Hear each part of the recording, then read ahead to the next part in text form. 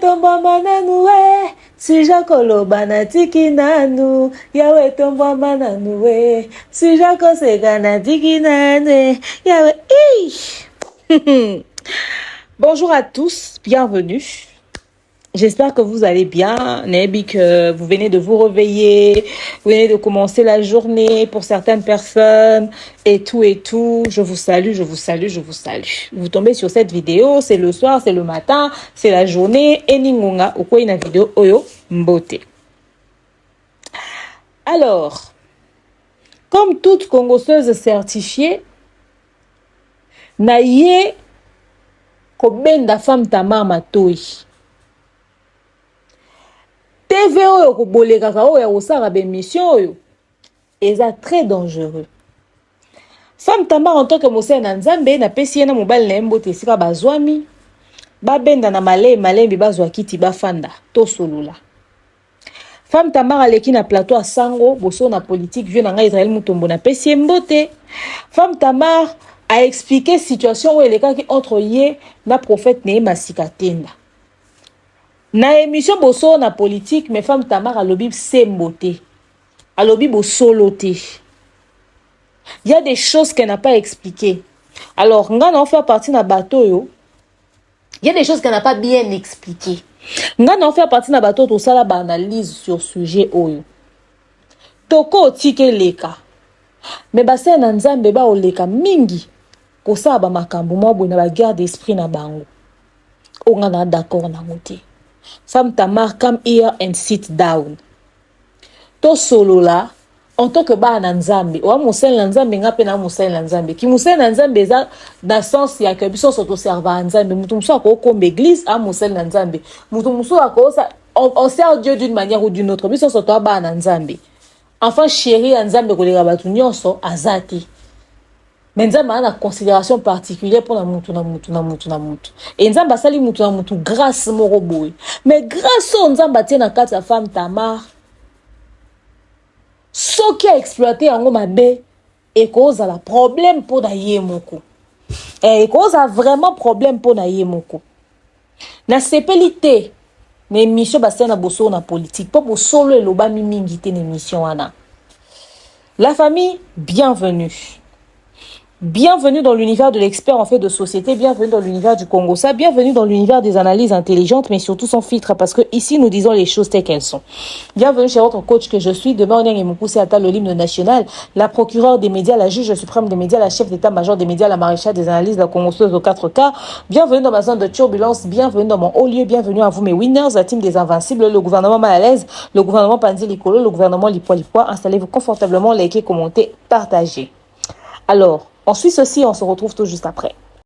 De nos jours, l'hygiène intime est une priorité. Voilà pourquoi Maliane vous propose des produits d'hygiène intime à base des plantes naturelles, testés et approuvés dans les plus grands laboratoires dans le monde. Maliane vous propose des thés de fertilité pour hommes et pour femmes, du thé pour bain à vapeur after accouchement pour soulager les maux de dos, gel intime pour hommes et pour femmes, produits pour les règles douloureuses, fibrome, endométriose, polykystie, myome, resserrement du muscle du vagin, trompe bouchée et j'en passe. Vous avez également des produits qui vous aident dans tout autre type de soucis gynécologiques que vous pouvez avoir. Ceinture abdominale, vous avez les protège-slip, les bandes hygiéniques et tous ces produits sont disponibles sur notre site www.maliane.com. Passez vos commandes à travers notre numéro affiché directement à partir de notre site et vous serez livré partout dans le monde. Maliane, pour une hygiène intime parfaite. Les consommateurs de l'excellence et de la qualité, les consommateurs des bonnes choses, bah, produits maliens, ils ont pour binobo utilisé en haut sans modération. N'est-ce pas? Tap sen des on a toujours le code promo demeure. Bobo ça raté, beau télécharger l'application et un transfert d'argent. Bon installer en haut et beau sali bah transfert d'avenue à routine d'ambongo. Vous qui êtes en Europe, au Canada, aux États-Unis, à travers l'application tap sen, so beau télécharger, bon installer. À partir à côté, commis code promo demeure, faites vos transferts d'argent en toute quiétude, en toute sécurité. Oser. Cette conférence que maman Daniel Sassou, maman Sephora Kodjo ont proposé, biso, cette tournée 2025, la conférence intitule, le thème même majeur, c'est oser.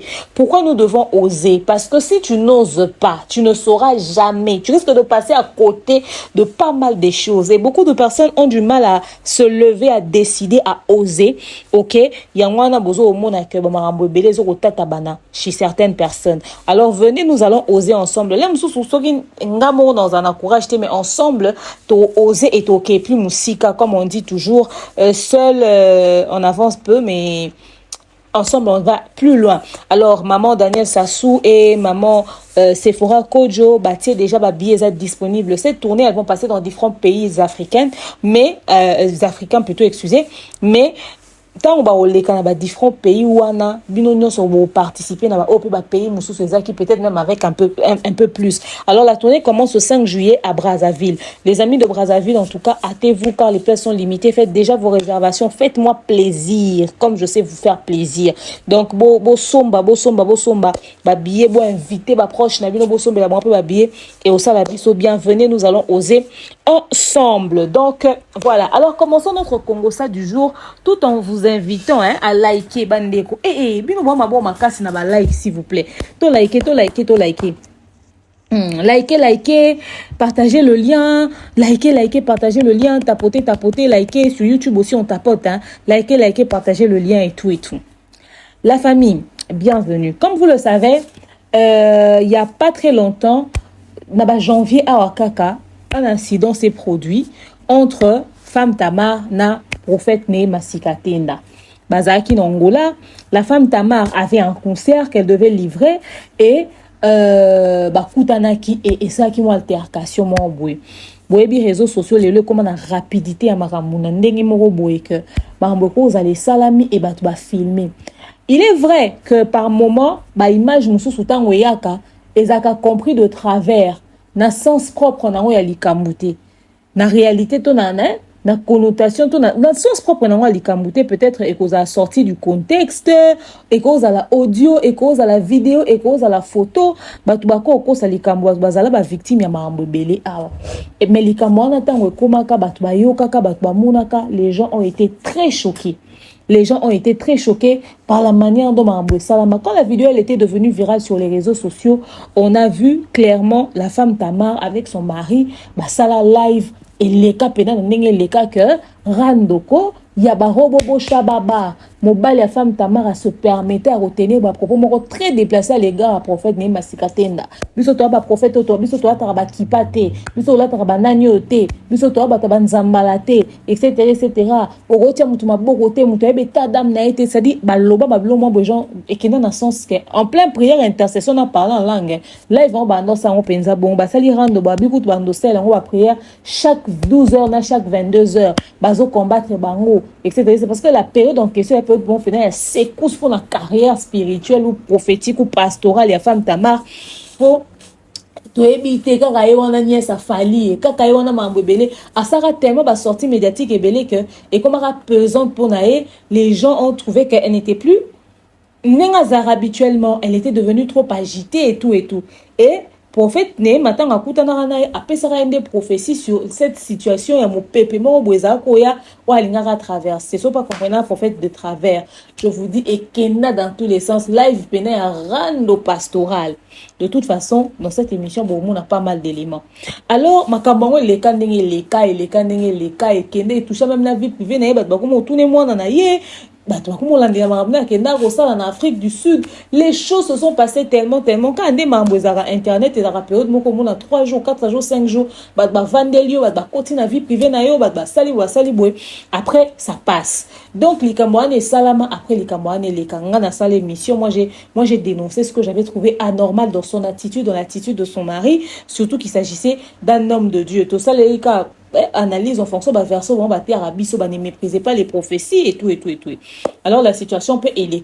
La femme Tamar ne s'est jamais prononcée sur la situation à part des basara live. Ba prometteur sur live à chaque 12 heures, et puis chaque 22 heures, mais basara va répéter et les cas pending et les cas et puis voilà. Bah tu peux opérer sa conseil, bah paye ça, bah ton souk, bah benda sœur Eunice manière amato, il fait attention avec la femme Tamar et tout et tout. Bon na bobo bika communauté ndenge nga okabola bato. So ba moi nous que vous ensemble, bah on a rendé vous ensemble bo kito roté fukabo panzana. Donc c'était aller un peu dans tous les sens. Alors, les comment on peut ça mi penandenge salama kiwana et puis c'est passé et puis franchement on est vraiment passé à autre chose, la vie a continué. N'habitez à l'occasion de quoi elle a quelle activité? En tout cas, j'ai pas suivi les nouvelles de la femme Tamar. La dernière fois d'ailleurs, j'étais tombée sur une vidéo de Zakinze Mwasika Alingaka Bimisa. Alors, à checker on sur TikTok, j'avais aimé, je pense que dans ça qui même duo avec le son en question parce que j'avais aimé. Et Silly. Et puis j'ai vu qu'elle avait des concerts un peu partout et tout et tout. En tout cas, j'ai pas trop suivi ses activités après. Seulement, pas plus tard que hier mercredi, oh, je tombe sur une vidéo de la femme Tamar sur le plateau de Pa Israël Mutombo. Pa Bosso na politique, le défenseur de Mahaviki. La séquence, on m'envoie le lien. J'entre sur la vidéo. Je vais suivre les explications que Femme Tamar a données sur l'altercation qu'il y a eu entre elle et le prophète Nehema Sikatenda. Nga nana quoi la Femme Tamar dit, au fait. Son délire, ses trucs, ce qu'elle fait. En tout cas, ces histoires, moi, je sais ce que c'est que les centres d'intercession, les endroits où les gens vont prier, etc., etc. Je connais l'excès des ailes qu'il y a dans ce genre d'environnement. Et s'il n'y a pas d'excès des ailes et que c'est le fruit du Saint-Esprit, tant mieux. C'est encore meilleur de toute façon. Parce qu'après, le peuple a besoin de prier. Hein. Les gens ont besoin de se retrouver en communion fraternelle, de prier. Ils ont besoin d'encadrement spirituel. Donc, moi, vraiment, son truc, c'est pas trop... J'ai pas trop de problème. Mais quand elle a commencé à expliquer sa version de l'histoire, la manière d'insister en disant que oh sur les réseaux sociaux, genre que la situation ne s'est pas passée comme ça. La vidéo est comme ça. C'est-à-dire, vidéo est en bimbe fandi boy. Non, on a un problème de vue, d'écoute.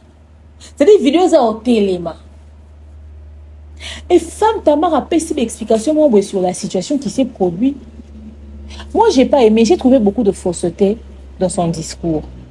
Mais je vais vous mettre d'abord l'élément de ce qu'elle a raconté comme version des faits chez le pasteur, chez Israël Mutombo, Bosso na politique. Et puis, on se retrouve juste après. Qu'est-ce qui s'est passé avec Nehema Sikatenda? Merci beaucoup, Papa Sango. J'ai sali le prophète Nehema Sikatenda. Totikala kowe le côté. Yango nazo beta sete papa ba partir kokata oyo sur le réseau. Et n'habite s'il faut relater l'histoire. Allez-y, en 2-3 minutes. En 2-3 minutes. Je crois que c'est dans un programme quoi le 15 octobre quelque chose na bosani penza date précision na loane.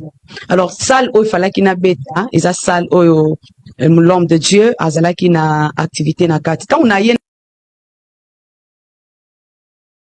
non, Natouni balobité à culte. Après le culte, je vais passer les messages. Natikala ko boudé angote. D'ailleurs, na participa na culte wana tina suka. Ezalate que ba na kati tant ba siso pesa nga prophétie na kati culte na kei non.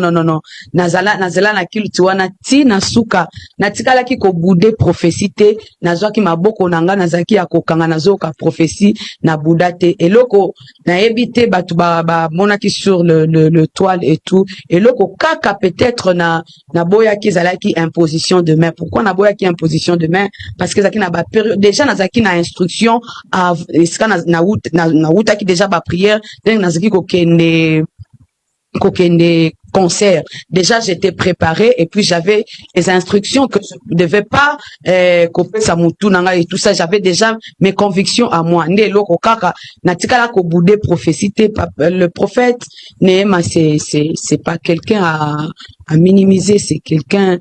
Son papa d'abord a beaucoup travaillé. C'est un homme de Dieu qui est en train de travailler. Natikala ko boudete, natikala ko boya prophécité. Et loko kaka na salaki, ezalaki ko poussa na te pour na imposition. C'était juste ça.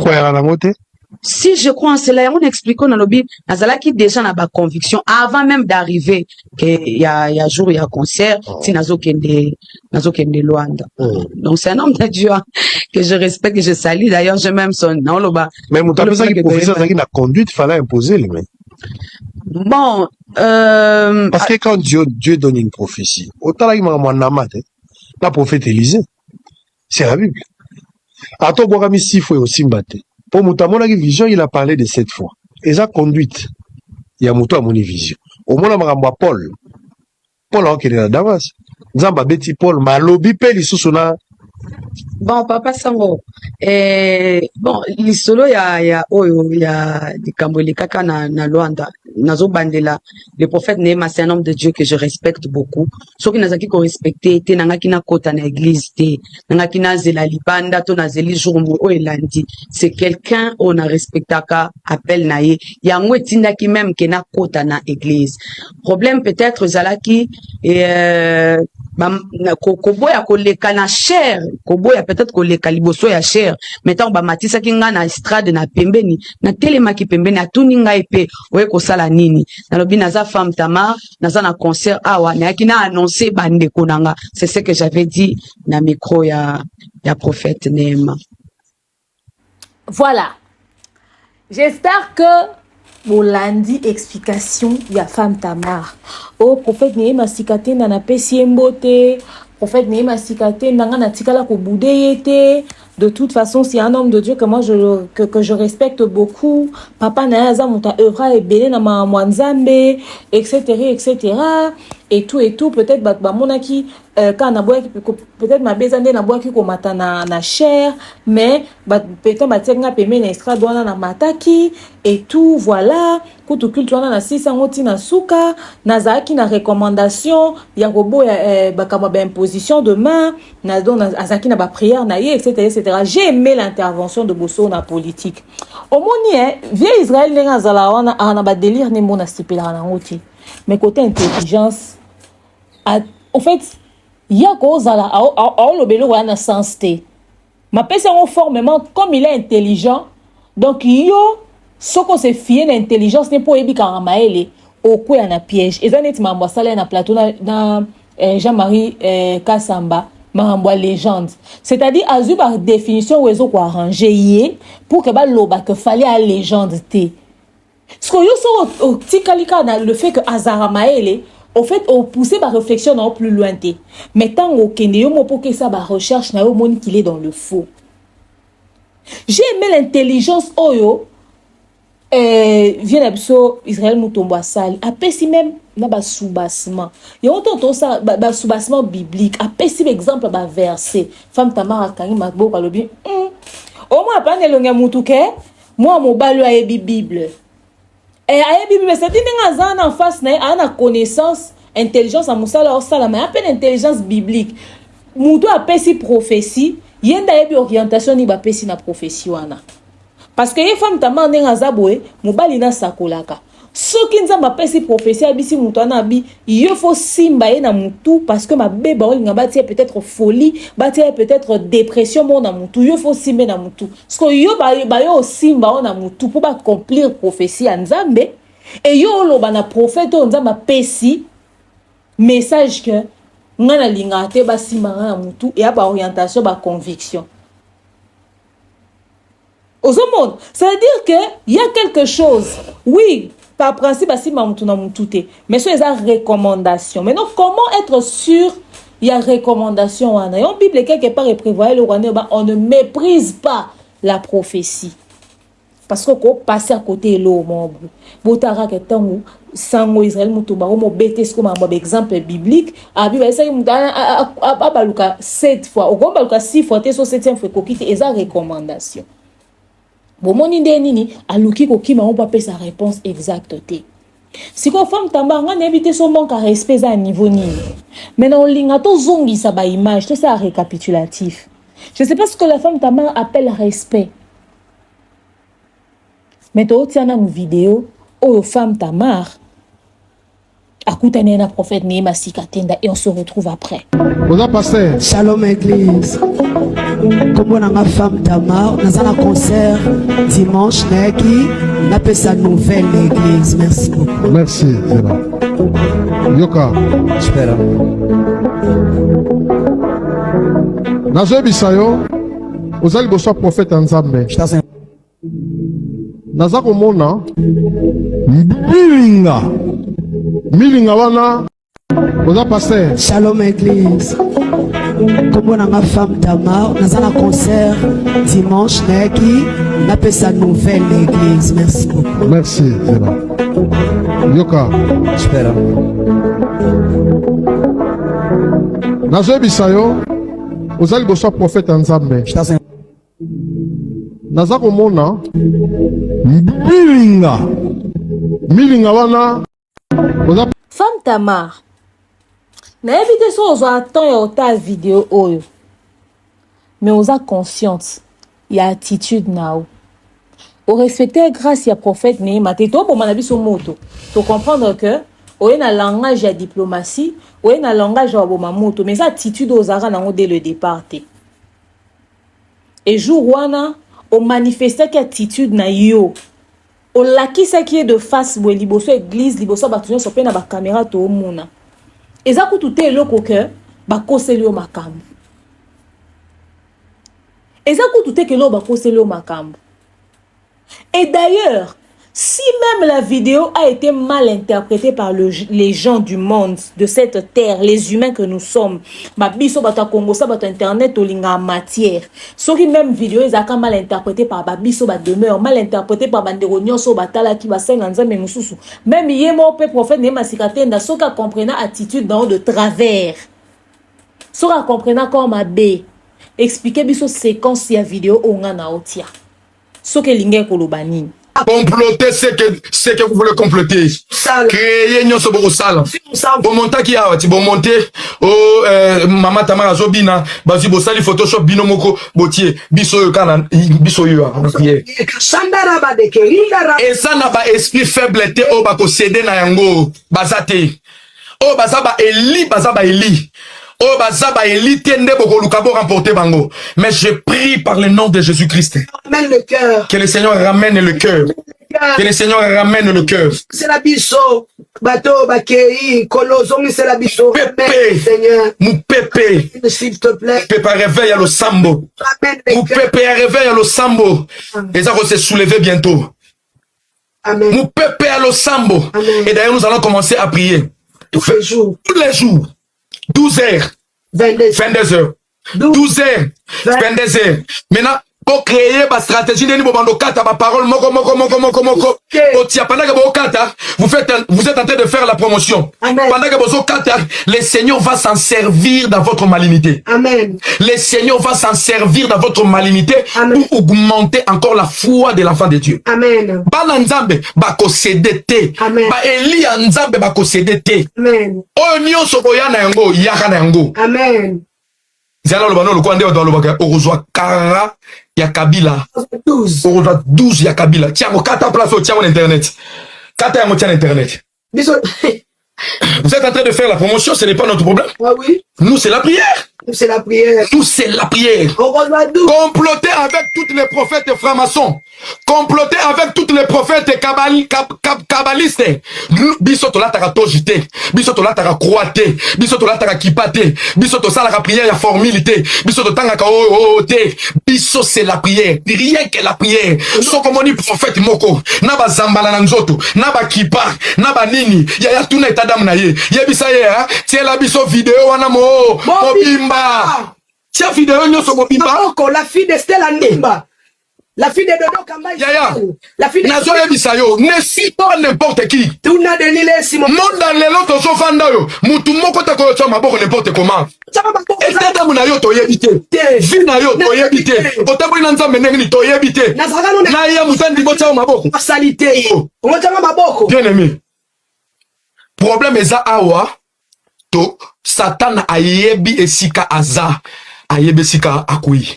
Nous allons nous retrouver encore dans la prière à 22h. Que le Seigneur Dieu vous bénisse. Paix et grâce à vos demeures. Je souhaite que la paix et la faveur vous accompagnent. Nous allons nous retrouver encore à 22h pour la prière. Maman Tamar, elengi internet ezalaka que ba élément éthique alaka. Ba image éthique alaka. Ceux qui osent n'a rien contre prophète Néhéma. O respecter étoile naï. O respecter grâce naï, o respecter appel naï, o respecter en tant que humain, en tant que mobile, en tant que moussa nanza, mais même si vous partagez foi moroté. Ou même na respect oh papa na sala le roi moussa l'église corps du Christ. Attitude na yozaki compris de travers. O tika ki o boudé te tondimi. Là il faut bosana pa Tamar. Ezaleni. Là il faut bosala na pa Tamar ke bo telemi bozu pena attitude ya rando. Bo bengaye Bobi bino bolata batoje te bolata bakiba baso bakipa so bablo ninte ba prophète kabbalistique etc. Bo dénigraé parce que live na zaki droit de réponse à l'égard ya prophète Néhéma bo telema bo sala ngo pena rando bobi bakata ngo bati ngo na internet parce que bobe ke zaki droit de réponse bo tiena nzambe na kata mam na bino bolobi ke bwando sambela chaque 12h chaque 22h on avait tout comprendre en cas de travers.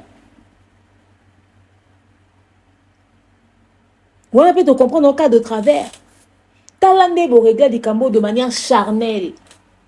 Bo kenda pena na mame. Po na bino banda na vidéo wana bwande koloba. Babimi sa vidéo ya mobimba. Po bwande répondre prophète Néhéma. Po ni babimi sika ya ndambu. Po ni babimi sika ya ndambu parce que bozaki na souci que c'est quand so le prophète Néhéma lingaka tia femme Tamar maboko et que femme Tamar aboyaki bozaki na souci que c'est quand so ne bima pona ko se justifier koloba que attitude ya femme Tamar eza po ande ko boya prophète Néhéma atia maboko. Ça on avait compris. Ce qui est prophète Néhéma alingatia maboko azonga sima asimbi prophète na lipeka ebisi na litoi homme de Dieu est-ce que moyen ça que osambela pona nga message ko sima na mutu. Alinga pa yoka. Mais femme Tamar azalaki na attitude. Ya mutu azo boudé.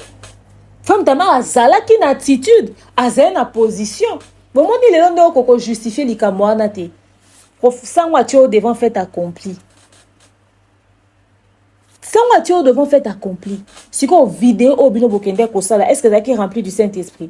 Est-ce que nous sommes basés d'accord ni lokwana? Bokende on a un combat spirituel que ba prophète mo kabbalistique ba olukabino na nenga ba buto. Boy be elo on surtout un combat spirituel te. Et là on mususu eza attitude na yo. Ya wana même si oza monse na nzambe, il faut za na ba conseiller en image. Parce que yo otaka molimo mais na ndenge ya vie physique boye, oza na ba norme ya ko respecter. Nzambe na likolo leta na se. Nzambe na likolo mokili na se, caméra na se.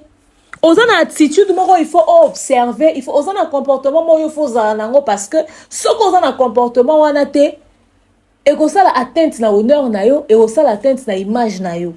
Lelo leki na boso na politique to yo kyo to seki ba image eza. Ba image eza. Lelo ebine ba pesa prophète Néhéma mbote. Na pesi mbote sika zwami. Est-ce qu'après Maramboana, au luko kota ton contact, en tant que moi en Nzambe, rempli de Saint-Esprit, esprit d'humilité. Parce que le prophète Néhéma mouta salisa ote. Image zwama ki ba filma ki culte, image bimi. Atika la osala image anate que ezale bima pona renuire yo et agande bo filma ba culte na bino nyonso ekoti na réseaux sociaux. Yo veux pas poser aux questions kunat. Ba mona batu ba ya makolo no bo fuka melo ozo sambelela bango ba poser aux questions kunat batu ba pesa ko pedim. O s'expliquer. O expliquer pe pona mama ba offrande, o s'expliquer. Bah pour ni ba image éthique à la ba image na no bo filma ekota na réseaux sociaux. Pareil que yé pe culte na ba filma qui séquence na o pe voir les bimi.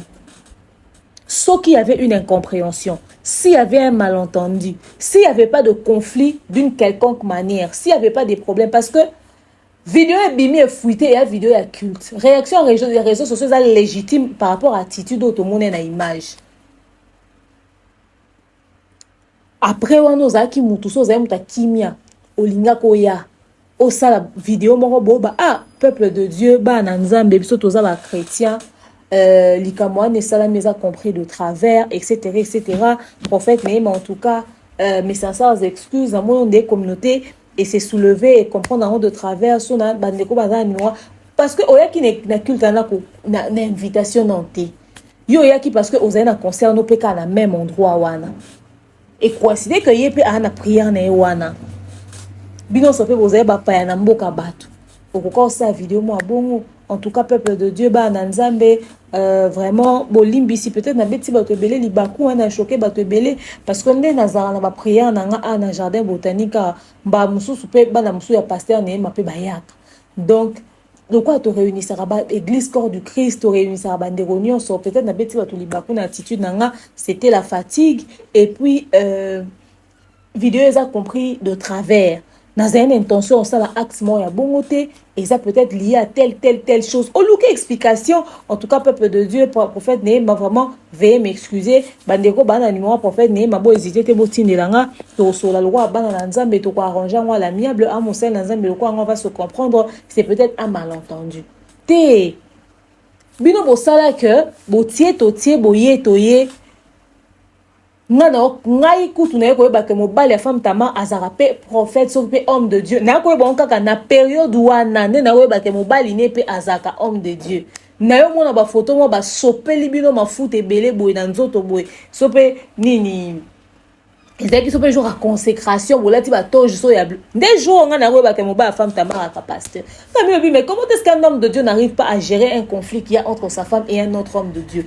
Bon, ça, on a idée que sa femme Tamar a très combattu et période wana makambu femme Tamar à travers ça et ça correspondre exactement à la prophétie au prophète né ma pesa qui mais bino boleki na réseaux sociaux na mobali no bosa net que yazaki mobali et so mobali yaza mo na nzambe ya vrai so pe do ba prophète kabbalistique so ba ndenge nini bokenda ngona ba ndenge mo bo or bozo bozaki en plein même prophétie oya lobaki vous étiez en train de vivre même les séquences ya ba mo pepe wana au prophète né ma lobaki pourquoi ezaki mo pepe parce que c'était pour un temps ça allait passer mais ngeza mo pepe mo ya makasi oui mais ça ba mi pepe mo ozota mo na nzela mbule préparer mo pepe zo beta mo pepe ngo ko leka na mo pepe mso ko za ya kimi mais ça mi pepe o etombola bilamba olati pe ali puto ko mokanga ngo boye za mi pepe o etombola bato et ana mi pepe oyo e kotsa bato bazelo na misu sko femme Tamar ezai mo pepe ndenge nini et période wana femme Tamar à travers ça mo pepe ngo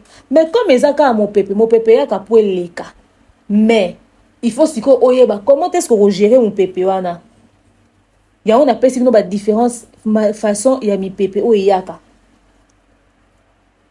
ça veut dire que so kote mon pepe oyo etombola zelo et sengo sa nini la ta lunette a misu to kanga nini misu so kutani na mon pepe oyo etombola bilamba il faut en la position oye ko simba déjà li puta no mba on peut tomboler lamba te femme Tamar na période dans sala succession ya ba problème succession ya makambo je vous dis internet ezaki femme Tamar te komati na makambo abota mwana ngazaka wapi mwana na raté akipaka mwana te etc et comme tala ba problème à cause ya mauvaise gestion na tile on azalaka choqué ya ba ke mobali ya femme Tamar aza pasteur à cause ya attitude na live wana salaka et période dango même dans la vidéo oyo mobile la femme Tamar oloba si vous reculez que vous allez écouter boyo ka femme Tamar azaolela parce que il y a des gens qui se sont désabonnés de ces réseaux sociaux à cause de son attitude et puis à cause de ses nombreuses sorties médiatiques les gens ont vu que elle n'était pas ce qu'elle prétendait être OK il y a une vidéo même oyo et bimanga à l'époque ti lelo femme Tamar aloba keza yete ngana ka moi vidéo ngo o amona mwasi mo abinaka lo wa 207 était 207 o afulaka c'est 207 mwasi mo abinaka zamena luka na losambo yawe tomba mananue Attendez, je sais pas si j'ai trouvé la vidéo, attendez. Voilà, c'est ça la vidéo. Même dans l'émission de Sango, même femme Tamar et son mari Baloba, toujours que cette femme n'a jamais été femme Tamar. Mais Bate Babo a assumé que sa femme Tamar à cause de le fait que moi sur Abandeku à l'attaque jeans et c'est vrai que l'excès kinzoto, je ne sais pas. Mais Bate Balinga quoi assumer que ça est au fait sur base de quel élément exactement. Parce que si otali maboko femme Tamar, otali maboko fiwana. Otali elongi, otali batik, otali na ba mouvement. Femme Tamar a binaka. Si na podium ne femme Tamar a binaka. Soka zote a soka sa makamne femme Tamar a binaka. C'est une femme qui aime danser, qui aime bouger et tout et tout. Donc si otali même na ba mouvement fiana, en fait, tu vois que c'est femme Tamar. Mais maloba kezaka yete. Même dans l'émission de Sango, elle dit que c'est pas elle. Et ça y était bon. Après, et imaginez-vous que mukolo vidéo na tikala o mona te. Na mokili obiso za oyo moi si wana mukolo vidéo wana atikala o mona na te azalate. Bon tenir compte elongi ote na elongi wana pour femme Tamar elle a vraiment pris du poids. Na yo mona qu'elle a pris du poids vraiment na plateau à Sango. Ozo mona. Alors femme Tamar ou quoi paraître suspect pour rien, bat boyo au monde on m'a bé pour rien pour na ba petite chose. Vous avez une mère à part entière. Il y a de ces attitudes oyo, il faudrait qu'on observe. C'est-à-dire que dans un comportement oyo, au fait, na sali concession, na vanda boye pour qu'on a tia bateau à l'aise. Pour na éviter les cambo, pour na éviter scandale, pour na éviter mokile loba. Eza li soumouté. Donc so boya qui na attitude ya paix. Atabo partager même foi na prophète Nehema sikate ndate. Atabo partager même foi na église na été. Atabo partager même croyance te. Pe kaka o linga keza na kati ya langage na bino. Elinga ki éviter ba turbulence au nyonso, ba agitation au nyonso. Ce qui m'a poussé à revenir, c'est quand je vois que au comme il face ya réalité à makamboleka dans le passé. Comme on lingo changeant nos formes, on a manqué qui respecté, on a Bouddha qui était, on a tikalika nelo moko. Jour à prophétie, aux acquis l'intention au Bouddha était, les acquis maladresse. Mais là il faut bossa n'a pas Tamar. Bo démarra prophète Nehema sikate na prophète kabbalistique, sori kabanini, prophète ala tarabatoj, etc.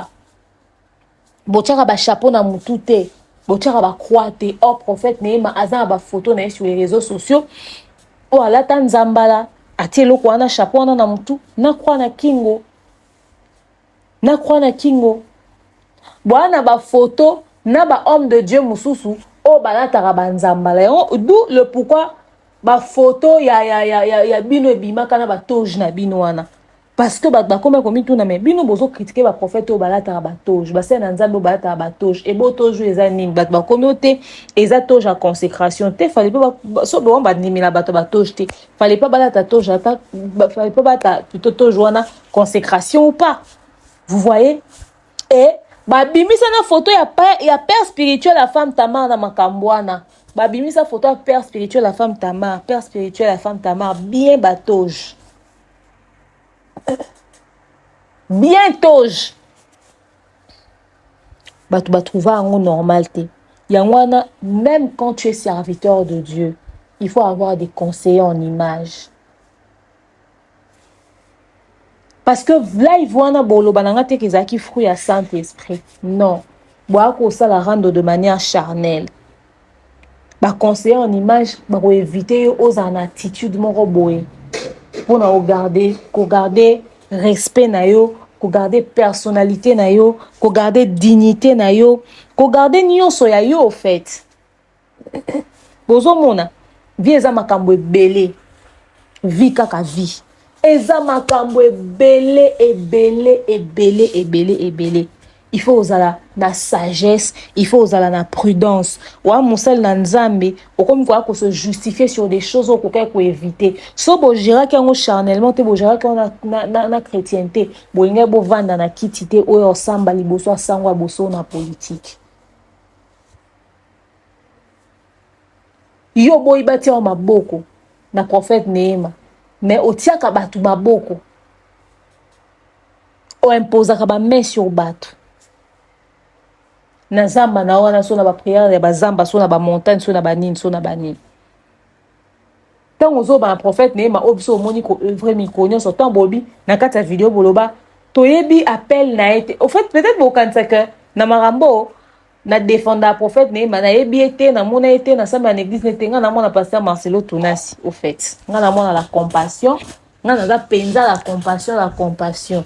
OK? Nge kodim na na salle na Arche de l'Alliance, c'est pas pasteur Israël Sembe. Mais nga na moi dans la compassion, donc ça dit après toi on a comme ce qu'on a adolescence nanga. Na moi na pas Marcelo. Wana pena dadi na biso.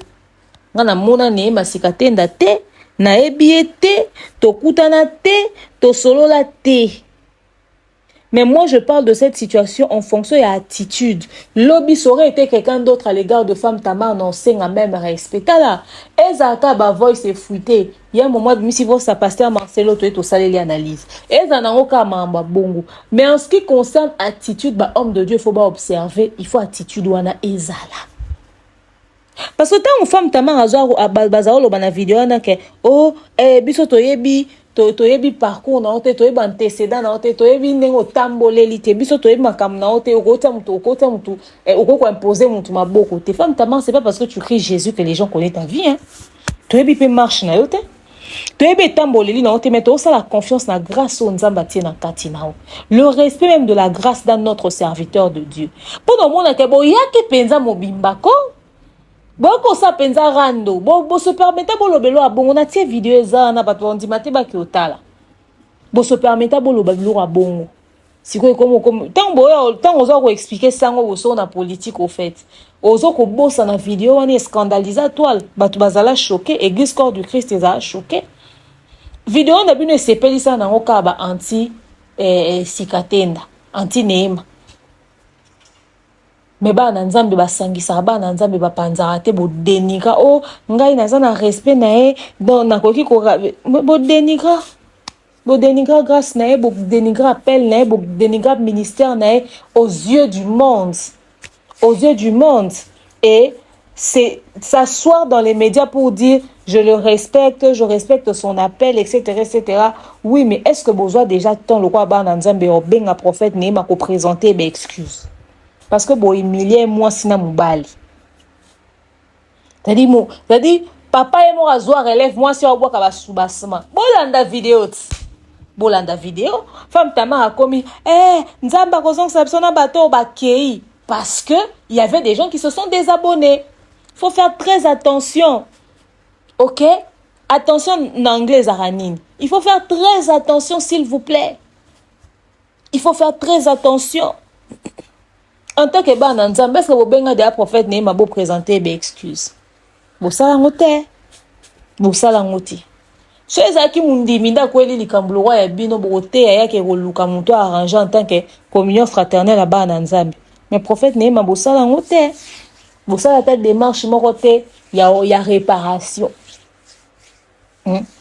prophète Néhéma oh non tout le monde a bolumbu na réseaux sociaux te tande votre état mais yo wana avec respect na bureau avec Pascal Mukuna avec respect va na kit mais biso so tout le monde mama mimi chibola ouais mais so vandi boso avec Pascal Mukuna on vandi na limemia nyonso c'est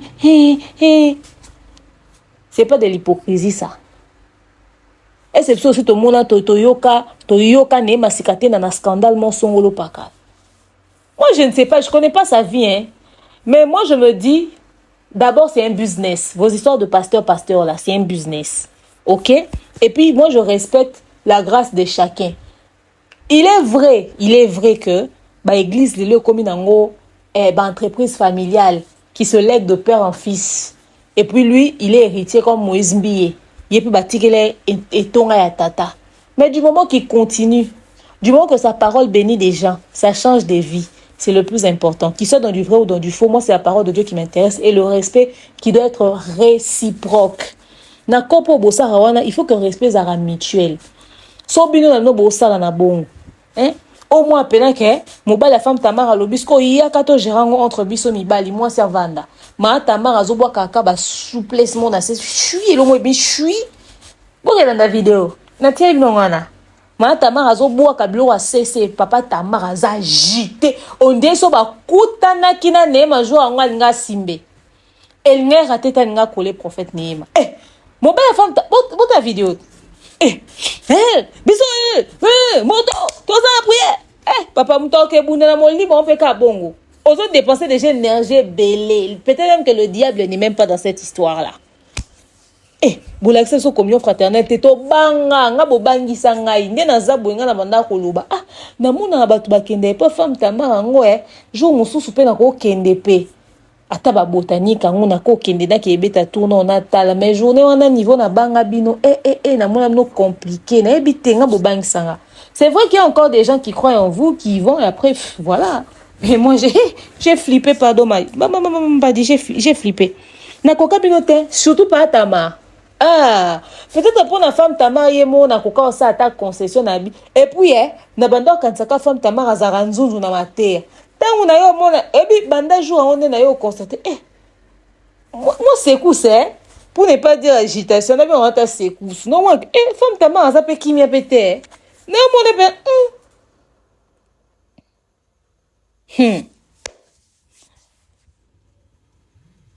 donc bref en tout cas je peux vous le dire. Moi,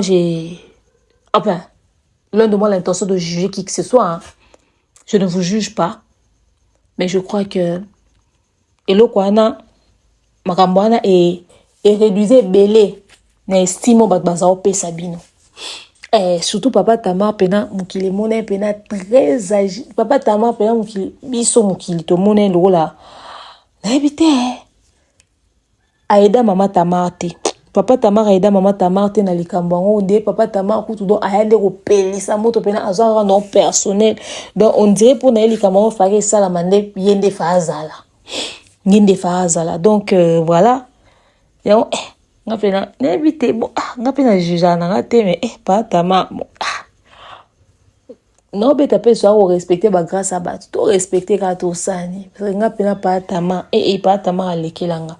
Donc na ba te so ki na ko tiango neti ndeni donc na boya oloba likambo na kanisa au fait na lukela ngo akotanga te au fait voilà genre a convaincanga te pas tama a convaincanga te na santa bonzambe te na gestion ya situation na gestion ya problème agitation ezaki autour akotanga te na sepia na mpenza te na sepia na te akotanga te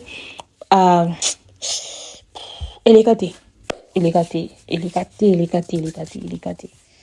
na miloba problème ebele femme Tamara koza na ona ministère na Papa Tamara ozala penza responsable pe ya mingi ozala responsable ya mingi soka gérer mambo boy. Après couple ebinde pe gérer mambo nango to ba vidéo comme na ba réseaux sociaux pour période wana obiso okweli likambu nde ba sekwisi ne ba te ba to ba bomba ka belema ngo quelque part ba zera likambu ya ba bimisa ko ebi période ngo nde ba vidéo comme obima ngo enfin bref donc c'est un peu ça donc femme Tamar ya nango la peine te ya ko soki okokozala vrai te ya oluka sa réparation mo boy quelconque kolinga sous te ba poser sous question na sur prophète Néma na émission mo quelconque pour réparer na prophète Néma et puis passe à autre chose parce que so aussi en tant que obando le cas so peut si ba vraie version te biso to bando ya osa ba analyse pour dans zong ça dans leur contexte et bando ça que bat ba mono bien te zamabe donc il faut assumer et pour réparer donc c'est ça. Donc bref, en gros, c'est ça. Alors n'hésitez si vous avez suivi la vidéo, vous aussi. Donnez-moi vos avis dans l'espace commentaire si vous avez suivi le passage de Femme Tamar chez Bosso na politique. Si j'ai oublié quelque chose, on continue les débats dans les commentaires. Sinon, d'ici là, portez-vous bien. Bye bye.